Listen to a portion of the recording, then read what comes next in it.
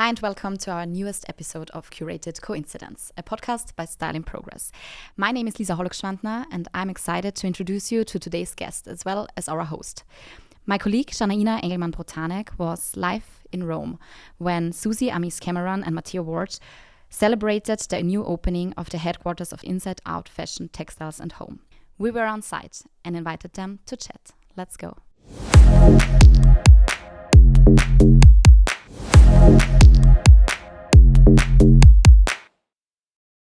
Responsibility is no longer a side note. It's the central narrative. But in an industry built on spectacle, disposability, and relentless reinventation, can fashion ever truly be responsible? Suzy Amis Cameron and Matteo Ward believe it can, but only if we are willing to rewrite everything. As the founder of Inside Out, Suzy Amis Cameron is reshaping the blueprint of impact through interconnected verticals that span fashion, food, media, and education. Matteo Ward, co-founder of Raw Living and new CEO of Inside Out Fashion, Textile and Home, brings a decade of activism, strategy, and design disruption into a new ecosystem of scale and influence. But before we dive in, how would you describe yourself in your own words? Or even better, how would you describe each other? Suzy. That's a big question. I know. So I met Matteo 2 years, was it 2 years ago? Yeah. I was in a car heading to the airport and where were you? Were in Chile? Yeah, in the desert of Atacama. In Chile, shooting junk. And I had heard about this amazing documentary that he was working on. So I oochled my way in. And I basically stalked him because I really, really wanted to executive produce this docuseries that he was working on because it was amazing. And so that was really the first time, we talked. And, I think there was a bit of a silence on the other end of the phone. I was like, hi, it's Suzy Amis Cameron, and I want to executive produce your show. I didn't believe it was true. I didn't believe it was actually her. Like, how'd you get a call from Suzy Amis Cameron and say, I want to executive produce your show? I'm like, it's a prank. Wait, it's a prank. So I remember looking at the crew. I was like, guys, it's Suzy Amis Cameron just called. She wants to executive produce the show. And everybody's like, yeah, Sure. Sure. It was true. Yeah. Anyway, and then the next time we met I believe it was in California. In Milan, right? Oh, no, it was California. California. Yeah, when I came in and slid across the table. In California. Yeah. So and I flew in from India to meet you guys, and we were still shooting junk, actually. Right. So, from day one, I've been unbelievably impressed with Matteo and his deep understanding and his deep intelligence within fashion and but more importantly, obviously, and I wish we could find another word, but sustainability, responsibility, Yes, integrity. And I've only watched that grow. I mean, I told you the other day in the car, and you really are growing at Mach speed, and it's incredible. And just the wisdom that I've seen, just explode around decision making and planning and execution.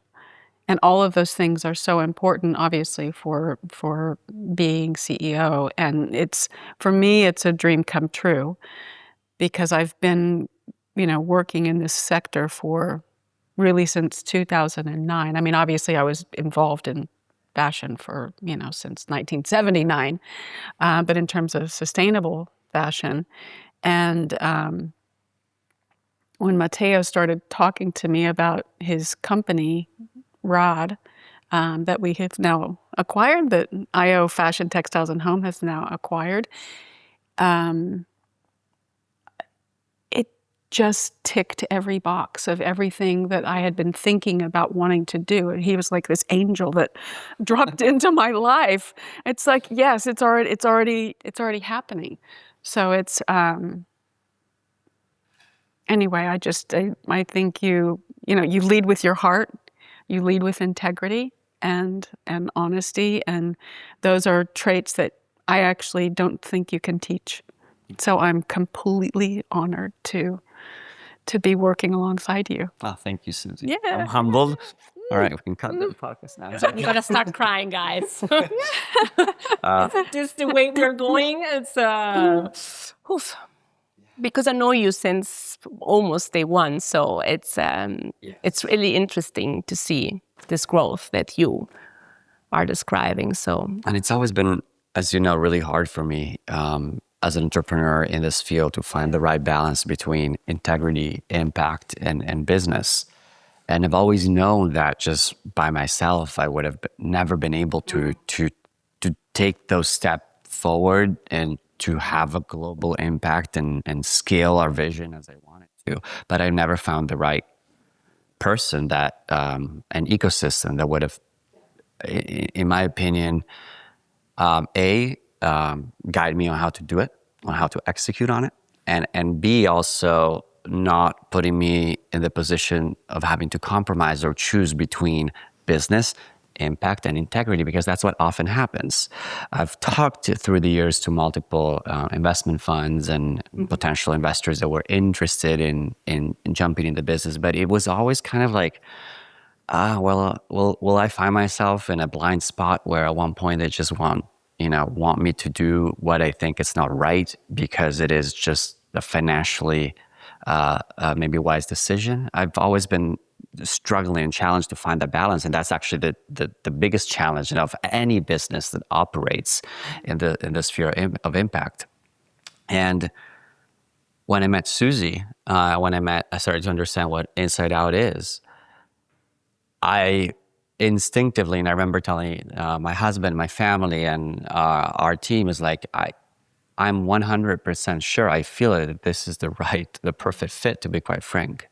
Not just because I see a great opportunity to learn from Suzy and the rest of the team and continue to grow and evolve as a manager and as a human being, but at the same time, because I feel like there's the right philosophy embedded in the business, and this really comes from you, Suzy, your integrity, your vision, and everything you've done in all of your career, to that enables us, empowers us to find that balance. So a lot of the conversations that we have today at Inside Out are no different from the conversations I had in the past 10 years with myself and my team. It's just a complete different opportunity to have those with the intentionality of having a global impact. So to me, when I first spoke to Suzy over the phone, yes, I thought it was a prank because come on, how is that possible? Then I realized, it's not a prank, it's real, she's real.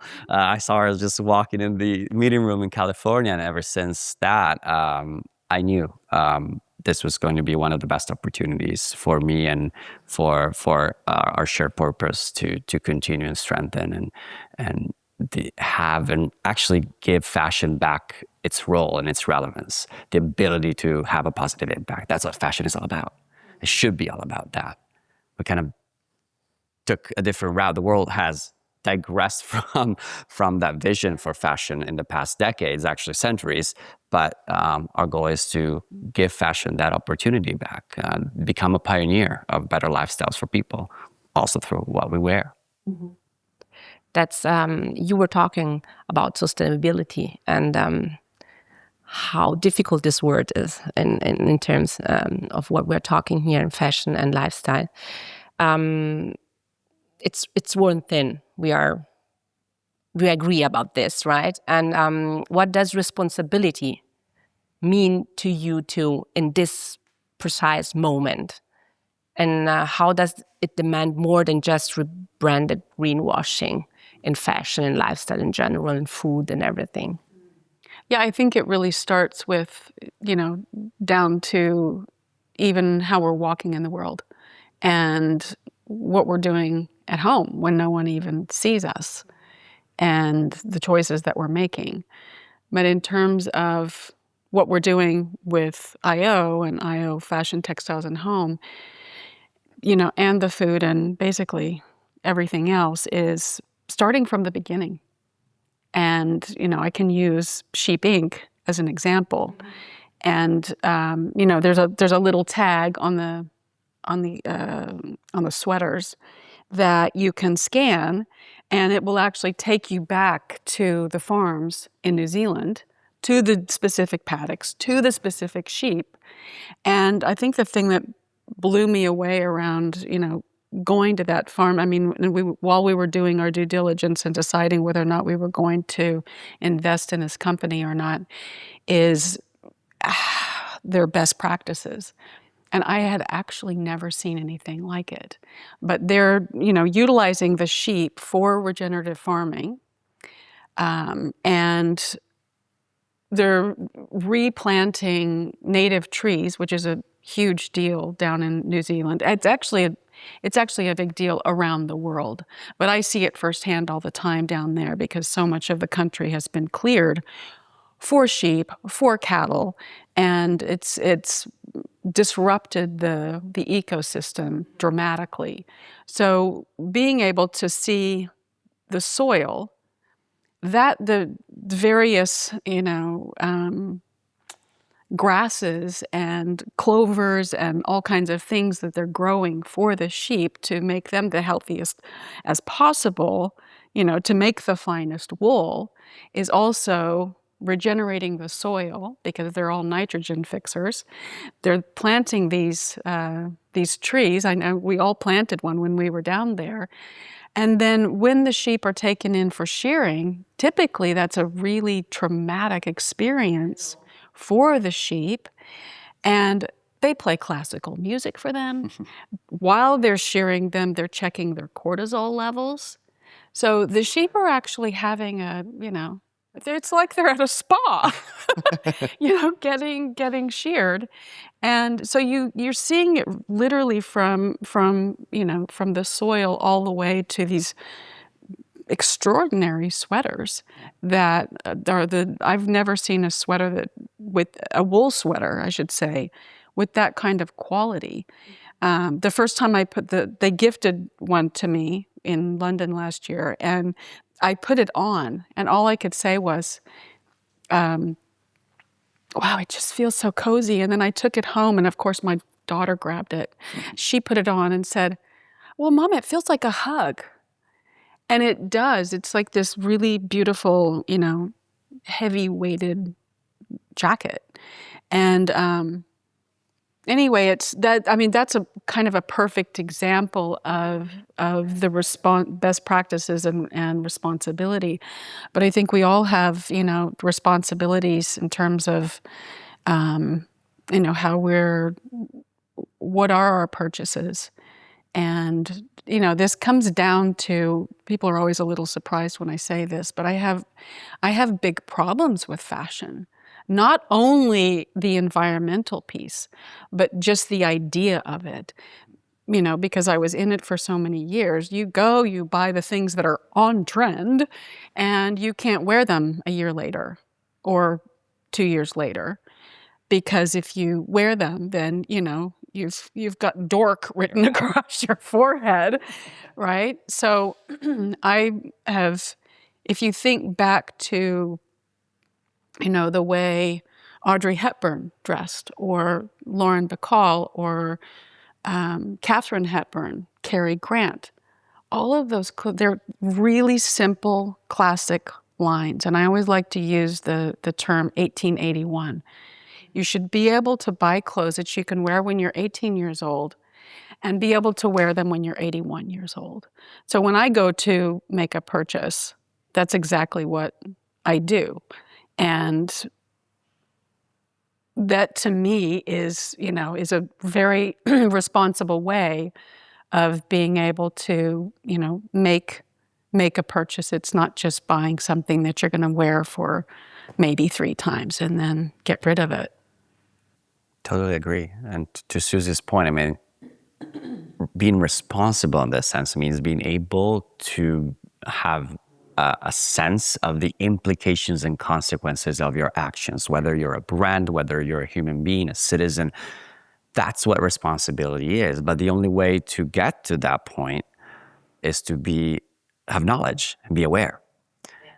I think we're all on a journey of expanding the boundaries of our knowledge in many, many, many fields, and being curious about where we stand today is of fundamental importance. Otherwise, you can't change what you can't see. So if you don't put yourself in the position of wanting to see always more and being humble enough to understand that everything we know today is nothing compared to what we should know to continue in this journey of increased responsibility to get to the point of having a life or having a business that is fully sustainable, we're never going to get there. And to that point, Sheep Inc., they would have never been able to continue and create this incredible and strong, resilient, and regenerative supply chain if the two founders didn't put themselves in the position of wanting to see, first and foremost, what the impact of the whole supply chain is and measure it, and then finding the right partners that would help them expand their knowledge. And they're not stopping there. Like, it's also being aware that every thing that you achieve, it's not the end of it. It's just a new starting point. And that's what I love the most about Inside Out and every single person that works in this company. Like, every meeting we have is like, yes, we share the status quo, but we're also sharing new things about, things that others are doing that are happening in the world. And everybody's so curious to just share and absorb. And that's an ecosystem that facilitates growth and evolution. Well, and there's, excuse me, there's something that you said in terms of, you can't see something, right? You can't see something, or you can't unsee something. And that's another piece of Inside Out, which I think is fundamentally important, is the education. Yeah. Because I don't know how many times in my life, when I became plant-based, and I watched Forks Over Knives, and after watching that, I just felt gutted, because I was like, I never knew.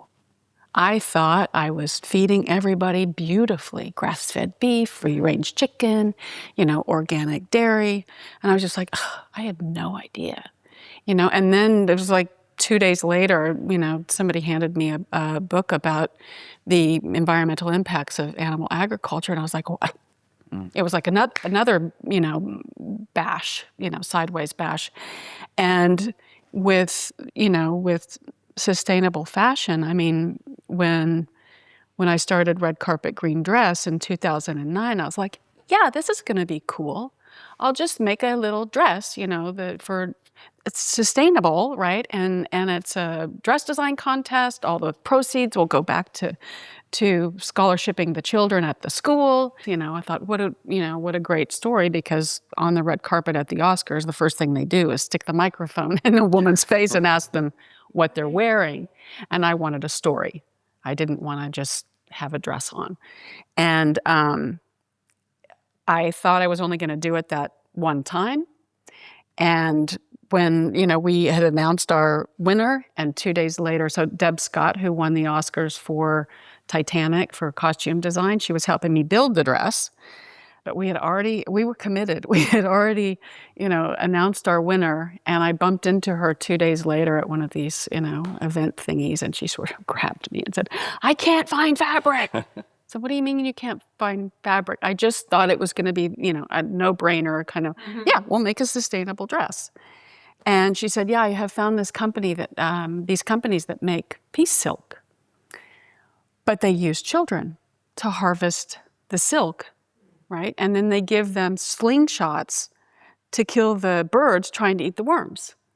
So I went from this environmental issue, and trying to do this little dress, to a very, serious social issue with the children, and then, animal rights and children's rights. And anyway, I decided to continue on. But every year there was another layer that opened up. And, every year I learned more. But and again, it was one of those things where it's like, if you don't know something, you don't know why you might change. So you need the education. And this education just kind of kept coming to me, in terms of fast fashion going into landfills.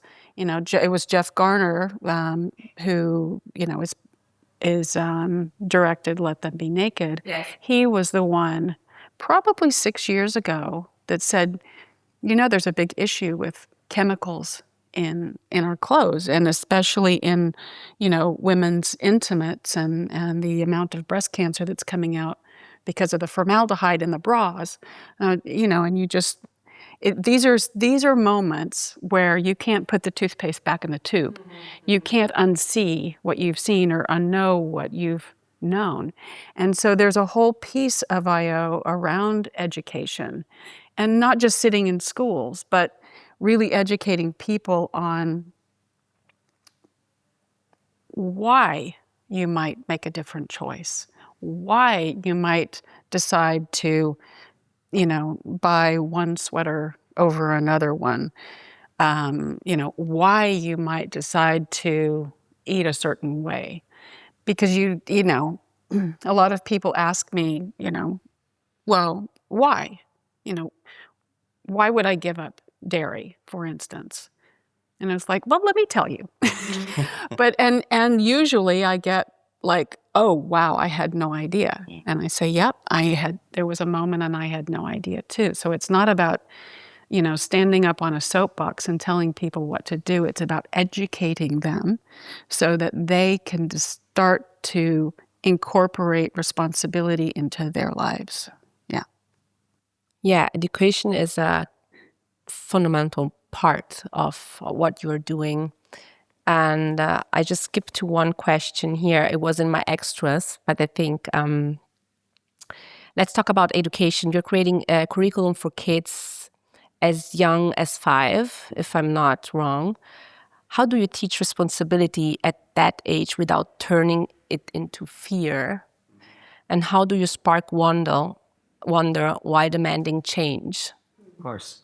I'm going to leave this one with you because I think what you do is so magical with kids. I don't think it's magical, and it's magical because it just just magically came to life. Like, it's not something that we've planned, that we've studied and strategized around. It really came from the questions of children and their desire to learn, and they have this magical ability to always see the glass half full, to always see beauty where we don't see it, and always be curious and surprised about everything. So I was like, well, there's so much beauty in this world worth seeing, recognizing, and fighting for. And that's what we need to focus on when we educate the younger generations on what sustainability means without even using the word. When I grew up, when I was a kid, my parents and my grandparents would tell me the story of, and there was a little song in Italy as well, that from the flower comes the seed, and the tree and the apple. I can't, I'm not going to start singing it now, but. We want that. We want that, actually. I do. I've got a little dance as well. No, but I was like, well, that's what we're wearing now. There's no difference between an apple and a shirt. They come from the same essential ingredients that we need to create food: air, water, land, energy. And I was like, let's tell kids the tale of a t-shirt, and let's help children see that, recognize that in their t-shirts there are flowers, literally the flowers of cotton. And the moment they see themselves as wearing flowers, and you ask themselves the question, would you ever throw away a flower? No. Would you ever hurt a flower? No. Would you ever want the flower that when you smell it makes your head dizzy or it gives you sick? No. There you go. You start seeding this very simple knowledge into a younger generations from the moment they have consciousness of they're actually wearing something on their skin. And then you grow with them and you evolve that, basic knowledge into the fundamentals of what sustainability means when they become teenagers, and then they go to high school, and then they go to college, and then you get into the foundations of the science and all of the complexity that's beautiful of what sustainability actually means. And that's what we're all about right now, We wrote a little activity book for children in collaboration with the FAO and the United Nations. This activity book has been translated in 8 languages, which is, to me, incredible, because one of the things that I think we've all come to terms with is that the majority of the knowledge and the data around sustainability is in English. So we translated it into 8 languages to make sure that we were really taking down the linguistic barriers that make it hard for people across the world to access, to Suzy's point, the education, the knowledge that they need to become more responsible. It is now, all of these books are active in 143 countries around the world, which is incredible. So, we have a team at Inside Out that actively goes to school, reaches the kids, talks to them. We do workshops with them. We use the activity book as a start, and then we transform the entire class and the workshop into a game where they have the chance to jump in literal mountains of clothes that somebody else thrown away, and we teach them how to upcycle and recycle them. It's that simple sometimes, and they just grow with the understanding that there's so much value in a wardrobe. There's life, the life of the people that make the clothes, the life of the natural resources involved in the making of the clothes. 2, they learn that it's important to wear something that's healthy, just like we learned that through, our families when they teach us what to eat and what to drink. We should be taught what to wear. It is of fundamental importance because our skin, Suzy was saying before, absorbs everything we put on it. It is an organ that lives, that breathes, that eats, and children, through these classes, get to understand that as well. So we use fashion, I think, as a metaphor to speak about many, many other aspects and many, many other ways of living. Really, again, pioneer a lifestyle of ethics and responsibility. We can do that through clothing. You were talking about ecosystems, right? You are building ecosystem and not empires. Inside Out isn't just a business model, it's really a philosophical stance. And my question is, how do you balance the imperatives of growth with the obligation to do less harm? And even if that means doing less, because it has something to do also with business. You were saying this at the beginning. If I may, I think it's a matter, I would reframe that. It's not the imperative of growth, it's the imperative of evolution. It's not about quantity, it's about quality. And once you start, looking at quality, you'll find the equation to continue and generate not growth, but value, which is economic, which is financial, which is cultural, which is environment.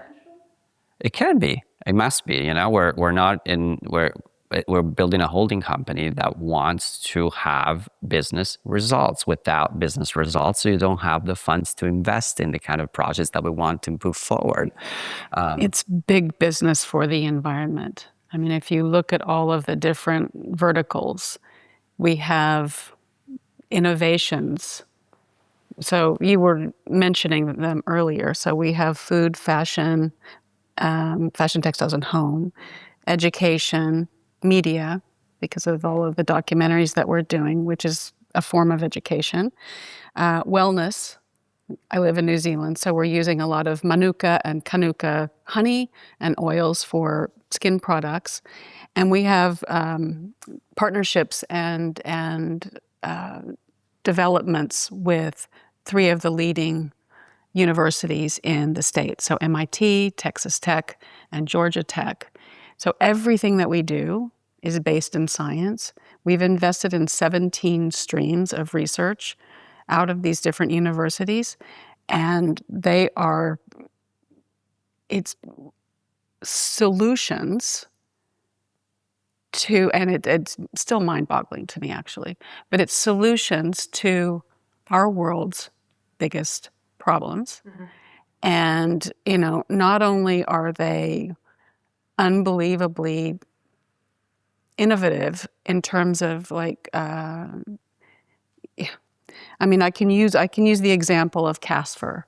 So that came out of Texas Tech in collaboration with MIT, and it's a device that you can put anywhere in the world to remediate water, remediate soil. It will be able to pull out 5 different PFAS,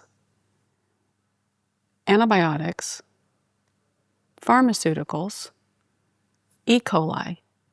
And what exists now, so if you wanted to go and check your water for E. coli, for instance, you would use a sensor. Mm-hmm. Well, the sensor costs, anywhere from $5,000 to $7,000 US. One sensor. You do your little testing in your water, you package it up, you ship it off to the lab, and it takes about 5 days to get the results. So imagine how many people are getting sick from E. coli because of that. That's what exists today. What we have through Casper is a sensor that is immediate. It's like a pregnancy test, basically. And the cost is about $400. And so it can immediately be remediated, and you start to deal with it, so then people aren't getting sick.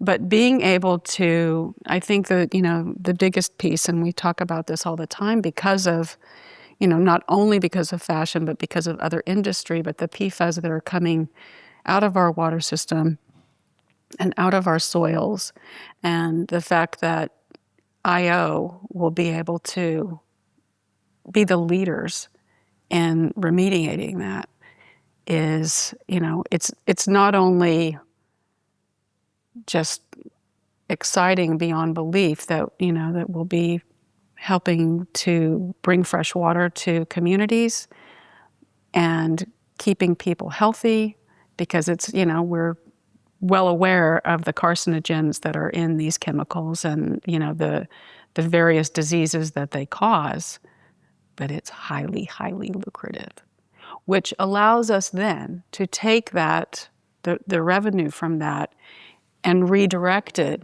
into creating more impact. So when I think about, the children that will be growing up in this world, I have 5 children. I've got a grandchild. Their children, and generations that we will never meet, I can go to my grave and know that I've done everything I possibly can to make the world a better place for them. And that ultimately is the driving force of IO. You said something really interesting yesterday when you start with your speech. The sentence I loved, and I posted it on Instagram, was, I think, it all starts with children. Yeah. Right? You speak often about designing for generations you'll never meet. What do you hope they inherit from your work? And what do you hope they never even have to know existed? Gosh. Well, of all of the things that, I can't unhear or I can't unsee, for sure. When I think back on, being in, my mother grew up in Louisiana, being in my grandma's home in Louisiana and seeing her glass containers, we got to have a soda pop every afternoon. It was like our big treat, but they were all in glass bottles. And, there wasn't plastic around. And she used to take her foil and she would clean it and she would fold it up and put it in her drawer and reuse it. And the things that I, ultimately learned from her, at the time, I didn't think twice about it. And as I got older and started looking at, all of these conveniences that had come in. And on one hand, there was I think a moment probably for all of us, maybe not for you, because you're too young. But I remember when Tupperware started, and I was like, wow, but it's one of the most toxic things in the world. But it took, a decade or more to find that out.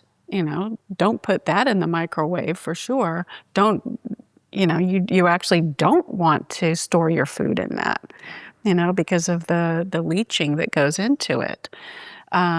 So plastic. I would like for children to inherit a world that has clean water and no toxic chemicals, and maybe it's a high order, but you have to reach for the stars to hit the moon, So for them to be able to run around barefoot and play outside and swim in rivers and swim in lakes and do the things that I did as a little girl and live carefree. Children today, a lot of them aren't carefree because they do already know a lot. They hear their parents talking, they overhear the news, they're on their phones, they're on social media, they're seeing things in the world that, they're far too young to be exposed to. So in a funny way, I would never want the world to go backwards, because I think that there are so many amazing innovations in the world, and we've evolved so much and learned so much. But there are so many aspects of the way things, that our nenas and our Grammys and our mamas did that can be so relevant today. So it's making those old things new again. And to Suzy's point, and to answer the second part of the question, I don't think we should have children forget about this fast fashion culture at all. Because it can happen again. It can happen again. So the memory, the past has positives and negatives. I think we should cherish and value both. The positives to learn, readapt to the ancient wisdom and evolve it to make sure that it is connected to contemporary needs. The negatives to make sure we're not falling into the same mistakes ever again. A world where fashion can be regenerative, where we have a biotic approach to what we wear, where our skin and our textiles interact with each other to nurture our mental well-being and physical well-being, where supply chains are fluid, adaptive, resilient, and listening to each other, listening to each other's need to make sure that they yield to people what they actually need, but not only looking at people as the main driver of the decisions we're designing supply chains, and looking at the entire ecosystem as all living being. I think at Inside Out we have a very life-centric approach. And that life-centric approach, that's the opposite of anthropocentrism, is what I would love to continue designing and evolving to make sure that we give back this kind of approach to all of the children to come. And Suzy, you've worked across food system, education, and media. And what makes fashion uniquely powerful or uniquely difficult when it comes to driving global change? When I started Red Carpet Green Dress, and then we evolved it into IO Fashion, Textiles and Home, which is far beyond what the original idea was, which was, a sustainable dress on the red carpet at the Oscars. And I used to always say, it's not about the dress on the red carpet at the Oscars. It's about the fact that we all wear clothes every single day, from the moment that we're born until the day that we die, unless we're running around naked having fun. Which is an option. It's an option. Sometimes.